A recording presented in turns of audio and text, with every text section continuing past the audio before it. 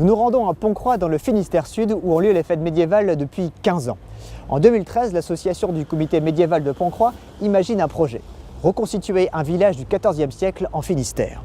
Le projet démarre véritablement en 2014 avec le prêt d'un terrain communal qui sera nettoyé et défriché et sur lequel sera installé le village. L'association du comité médiéval de Pontcroix s'est lancée dans un projet un peu fou, reconstituer un village médiéval comme on pouvait en trouver aux alentours de l'an 1358 en Finistère. Maisons d'habitation, de marchands et d'artisans, les constructions historiques sont inspirées de rapports de fouilles et de sources du XIVe siècle. C'est vrai que c'est un projet fou, au départ ils nous ont pas cru d'ailleurs, ils ne voulaient pas trop croire, ils nous laissaient le terrain et finalement la commune a fait confiance en nous et voilà, nous a laissé ce terrain sous convention. On a eu une grosse démarche administrative à faire parce qu'il faut quand même un permis de construire avec un architecte, malgré que ce sont des maisons pas habitables, mais bon, l'administration est comme ça. Et on a eu le permis de construire en mars l'année dernière. Donc depuis, voilà, l'avancement du projet est là, quelques maisons debout.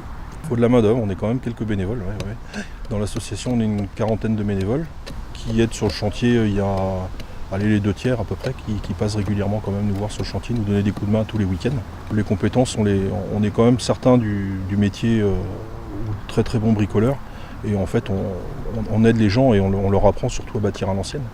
Pour les constructions, les bénévoles essayent au maximum de recréer des outils d'autrefois, comme les scies ou les haches. Les maisons sont réalisées avec des pans de bois qui assurent la structure de l'habitation. Ensuite, on fabrique du torchis pour les murs. Pour faire du torchis, c'est tout simple. On prend de la terre un peu argileuse, de la paille, de l'eau qu'on va mélanger en même temps. Ça va nous faire une pâte en fait, qu'on va venir appliquer sur une structure en bois qui va remplir les murs. C'est encore utilisé dans beaucoup de pays à travers le monde. C'est des techniques qui sont dites traditionnelles aujourd'hui, mais beaucoup de gens reviennent encore à ces techniques maintenant. Et ça tient dans le temps, ça tient exceptionnellement bien, ça résiste bien aux intempéries, ça garde bien la chaleur, et puis ça permet aussi en été de réguler bien la température dans les maisons. Moulin à vent, puis atelier à four et maison d'habitation, les bénévoles enchaînent les constructions avec les techniques de l'époque. On n'a pas fini, il y aurait une trentaine de structures sur le site. Là, ça fait à peu près 1 an et demi que les constructions ont démarré ici. Et donc maintenant, le but, ça va être de construire un maximum tous les ans et puis de faire aussi découvrir aux locaux et aux touristes les techniques de construction au XIVe siècle. Dans le village, plusieurs maisons sont accessibles au public. La reconstruction historique est aussi dans le détail, avec la reproduction d'un intérieur permettant de se rendre compte des conditions de vie au Moyen-Âge. Je suis en train de tisser un lacet, 100% pure laine et teinté. Et donc c'est un lacet pour les aumônières, pour les femmes. Autrement, je m'occupe d'un potager aussi. L'activité paysanne était intense dans les campagnes à cette époque. Le village médiéval de Pontcroix comporte aussi des champs où les bénévoles cultivent des variétés anciennes de céréales.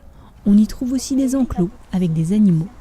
L'association a également constitué une troupe de reconstitution historique d'un petit seigneur breton du milieu du XIVe siècle. On fait des combats en armure, on se déplace sur plein de fêtes. D'ailleurs, on va en Allemagne bientôt, des fêtes internationales donc. L'archéosite de Pontcroix est ouvert du 1er mai au 30 septembre et propose diverses animations pour une immersion totale dans le Moyen-Âge.